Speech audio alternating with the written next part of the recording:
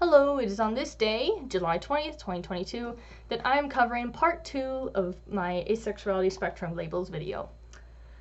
Now, this is just getting into some of the many asexuality labels that I was not able to cover in the first video, but still, by no means is anywhere near covering all of them. And so, there are just a lot more terms out there, and you can always go out and do research, and maybe it's hard to find a lot of these labels, but if you really dig, you can find very specific labels, and if you look on the base level, you can find a lot of places where people try to gather as many of the terms as they can into one place. There is an LGBTQ+ wiki. If you did not know that, I highly advise checking it out. It has a lot, and I mean a lot, of labels that you have never heard of, and sometimes that's really helpful to people. And so I figured I'd mention that the LGBTQ+ wiki is out there. And if you want to take a gander, go ahead and take a gander. No one's going to judge you for looking at more labels. Okay, now before we dive into the terms that I want to cover in this video, I want to repeat something from part 1 because I think it's very important to understand. I'm also going to add a clarification to it though. Regardless of anyone's identification on the asexuality spectrum, you cannot conclude anything unless their label has a conclusion in it about their desire, want, willingness, or ability to have sex. You can't conclude anything about someone's desire, want, willingness, or ability, or comfort level to have sex unless their label flat out says it inside of the label. And the only labels that do that are ones that combine sex stances or are along the lines of the first two I will cover in this video. Not ego.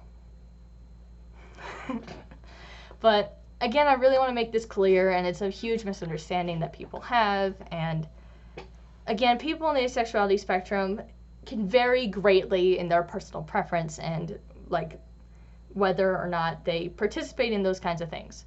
That is up to them, and you can't just assume that because someone's asexual it means that they are not, like, sex is not something they are even willing to talk about or say the word, because that's not true to all people. Sure, maybe there are some asexual people that are that way, but not everyone. Don't put everyone under one category because we are all very different people. So yep, I just wanted to add that right to the end there, and remember that sex stances are a separate kind of word that can be used to describe those kinds of things, and there are asexual labels that incorporate sex stances into the label, and you can use those as well. Alright, the other thing I want to mention before we get into the actual description of the labels is that asexuality also doesn't indicate someone's place on the romantic spectrum. Just because someone's asexual, you can't really assume anything on whether or not they experience romantic attraction, whether or not they are interested in romantic relationships, whether or not they are interested in platonic relationships. Like, asexuality doesn't have to do with those things. So again, you can't assume any of those categories based on someone's asexual identity. Ask the specific person, or wait for the specific person to tell you. Alright. Last video, I described a lot of these terms in pairs or groups, and towards the end, I will kind of conclude this series. I may have a part 3, but generally conclude this series with a general description that may help people who are questioning or are uncertain. But we're just going to start off describing some labels in pairs and groups. So first off, we have cupiosexual and orchid-sexual. Cupiosexual is a label for someone who doesn't experience sexual attraction. Cupiosexual is a label for someone who doesn't experience sexual attraction, i.e. is asexual or mostly identifies as asexual, depends on the person using it, but still desires to engage in sexual behavior or relationships. So this is a label that describes someone's asexual identity, but also says, hey, this person does participate in sexual behavior, and that's perfectly fine. And on the other hand, there's orchid-sexual, which is a label for someone who does experience sexual attraction, but has no desire to engage in sexual behavior or relationships.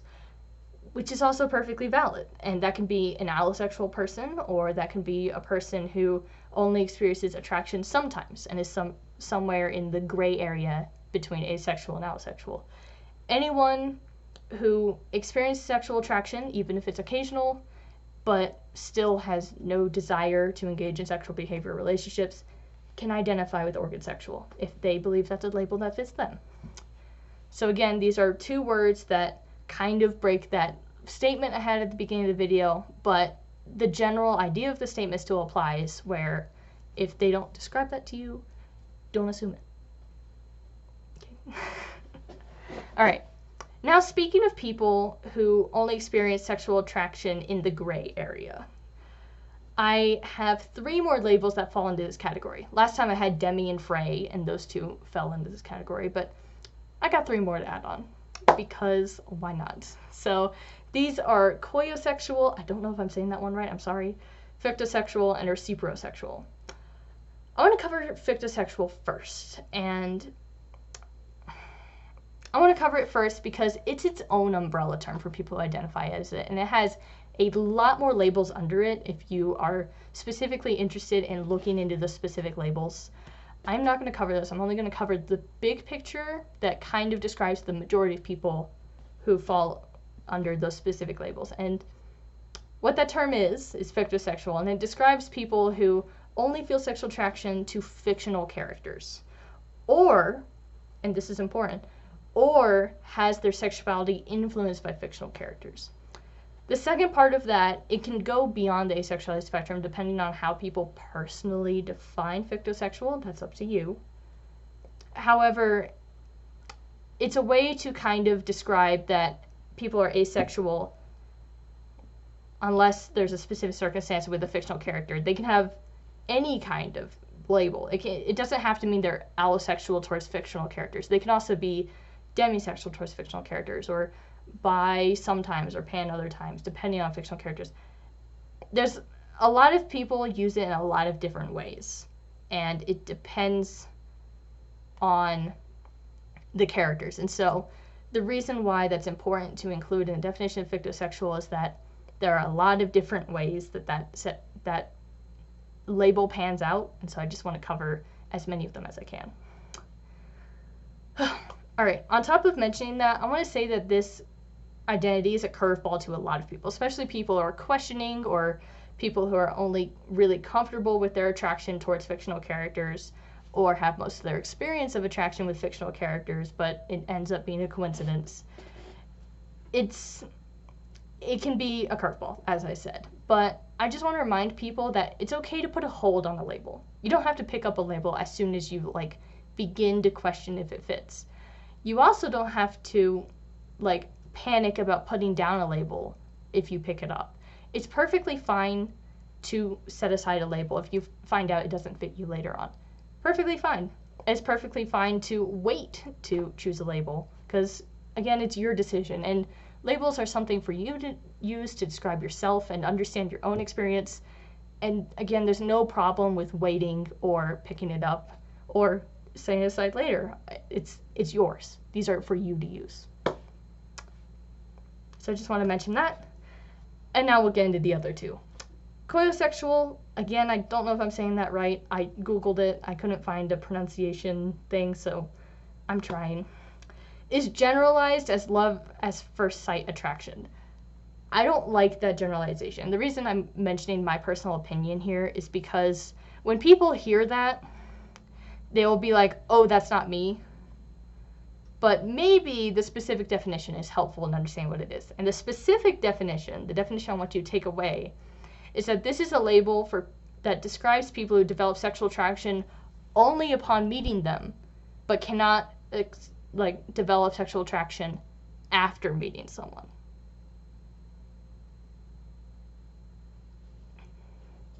It doesn't have to mean love at first sight, and it's especially since it uses the word love that it kind of fiddles with the whole sexual attraction aspect. So that's the specific definition, and hopefully that gives some insight into the actual meaning of this in the case that you've ever heard the love at first sight definition. Anyway, for the other one, we have reciprosexual, and that's a label to describe experience who only experience sexual attraction if they know the person or people in question experience sexual attraction back. All right. And last video, I ended all my label descriptions by describing two different labels that help describe how people experience their labels on the asexuality spectrum, or how they are questioning labels on the asexuality spectrum. And again, I'm going to do that with my last two. So there are two terms I want to cover, and those are ace spike and ace jump. And ace spike is like a label for people who feel sexual attraction occasionally during rare, sudden, or intense spikes, but cannot feel sexual attraction any other time. Some people prefer to use gray sexual instead, and other people prefer to use ace spike. It's your choice to make that distinction, whether you see them as very similar things or if you see them as completely separate ideas. That's really up to you, rather than having an argument about it. But it's okay for others to understand and use them differently. It's just, do you identify with gray sexual, or do you identify with ace spike? Up to you. Again, one more time in case I wasn't clear. Ace spike is an identity for someone who feels asexual or asexual adjacent, but sometimes has rare, sudden, intense spikes where they can feel sexual attraction.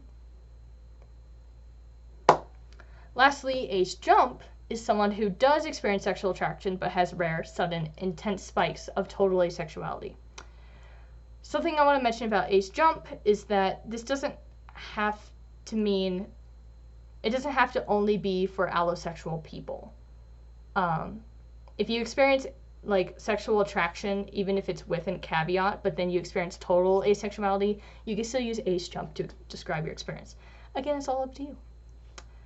I particularly mentioned these last two at the end to ace questioning people and to ace flux people and to people who are identified with pretty much all these different.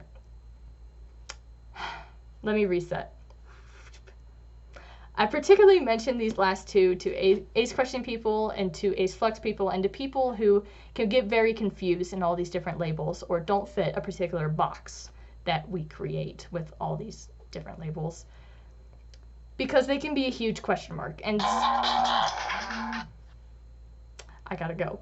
They could be a huge question mark, and sometimes exploring them, regardless of the outcome, regardless of whether you think it fits or you immediately think it doesn't fit. Here's the thing about how this is helpful regardless of the outcome. You still know your position. Like, even if you immediately decide, no, I'm not that way, you still know, you still have more, like,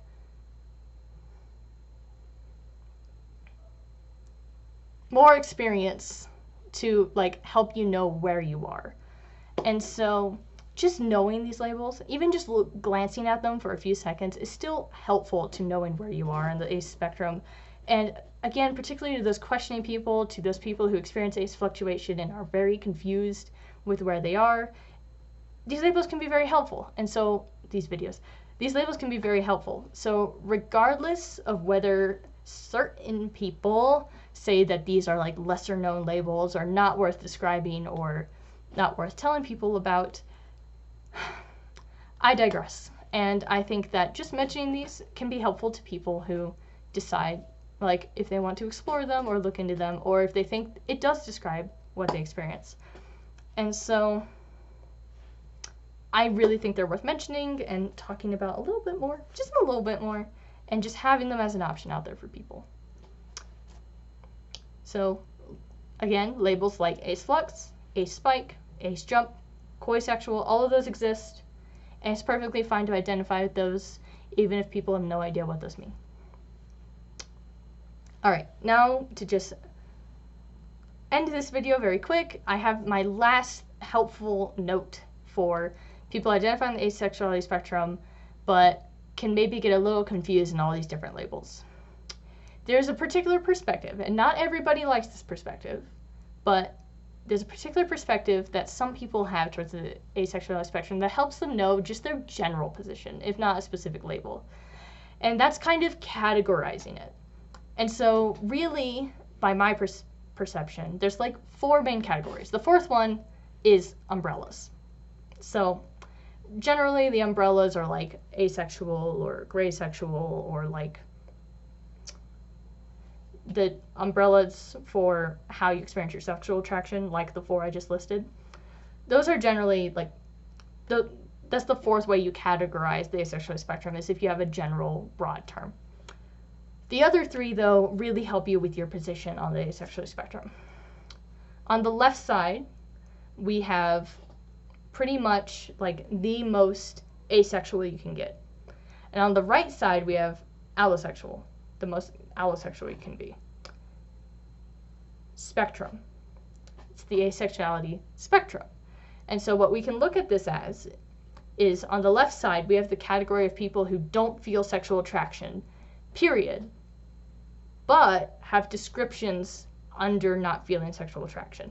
So an example of that would be cupiosexual. Cupiosexual does not feel sexual attraction, period, but still has like a specific label that helps describe them, their specific experience under that.